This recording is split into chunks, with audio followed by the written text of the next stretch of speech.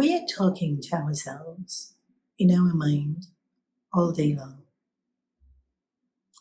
Sometimes it's like a running commentary. We see things around us and then we're thinking things about it. But we're also telling ourselves things.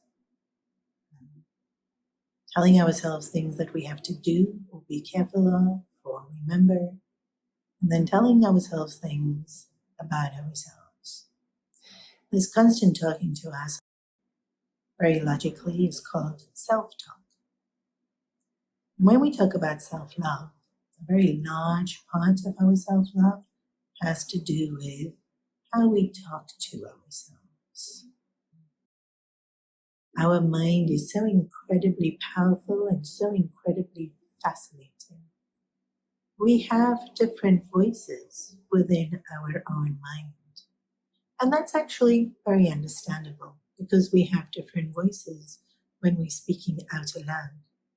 We know how to be calm and gentle. We know how to be reassuring and comforting. We know how to be enthusiastic and inspiring. These are all voices we know we have.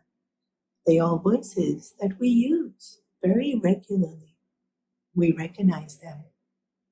And in communicating with others, do it all the time with effortless. Within our own minds, we have all those voices. We can be calm and reassuring. We can be comforting and encouraging. We can be inspiring and dynamic. We have all those voices inside of us. We also have the critic. We also have careless and lazy. And so, self-talk. Which voice are you using to talk to yourself? Let each voice be used to serve the purpose it's meant to serve. There's an inner critic in each one of us. Just as a way to improve, we notice what's wrong so that we can adjust it to make it better. That's fine.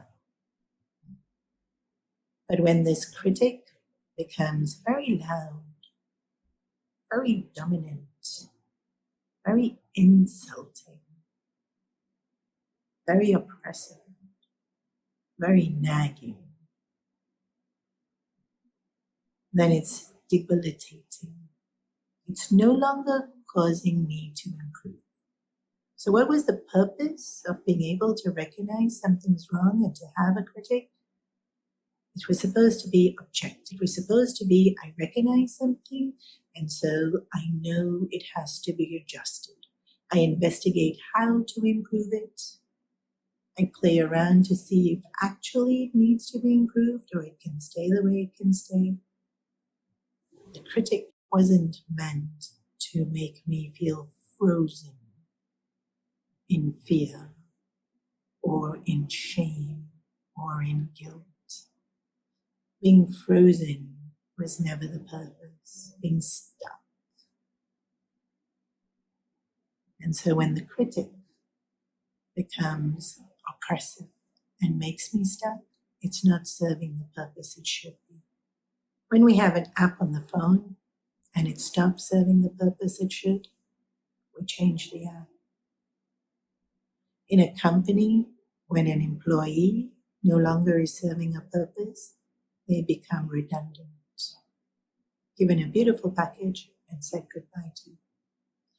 In nature, when something becomes redundant, no longer serves a purpose, it decomposes and then goes back into the earth, rejuvenates, and comes back as something productive, constructive, beautiful, useful. When we recognize that something is no longer serving its purpose, we need to stop it. Inner critics are fine to have, but remember, only to help us to improve. And so if our self-talk has become far too critical, time to sit down and have a talk with that critic, which is also our self-talk. Today's activity is to notice the predominant voice with which you talk to yourself. Is it like a parent to the child? Is it critical? Is it intelligently reasoning out things? Is it with wonder to explore and to understand? Is it frustrated and just trying to get through whatever it is I'm trying to get through? Which voice do you use the most often? But also, today's activity is find different voices. We already have them. They're already there. Find them within yourself and use different voices when talking to yourself. Which voice would you use when talking to a child?